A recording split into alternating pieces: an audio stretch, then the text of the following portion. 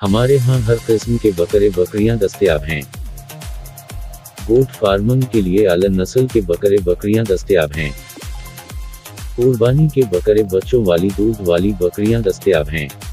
राजनपुरी गुलाबी बकरे बकरियां दस्तयाब हैं। दूध वाली बकरियां, बच्चों वाली बकरियां, आबला बीटल टेडी बर्बरी बकरे बकरियां दस्तयाब हैं। 2022 की कुर्बानी के लिए आला क्वालिटी के बकरे दस्तयाब हैं। अपनी पसंद के बकरे बकरियां मंगवाने के लिए अभी राबता करें।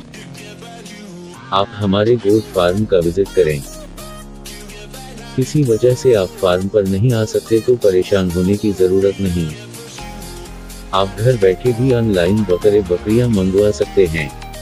24 घंटे पूरे पाकिस्तान में कार्गो की सहूलियत दस्तयाब हैं। ताज़ा तरीन अपलोड्स की नोटिफिकेशन हासिल करने के लिए हमारे चैनल को सब्सक्राइब करें और साथ में दिए गए घंटी के निशान को दबाना ना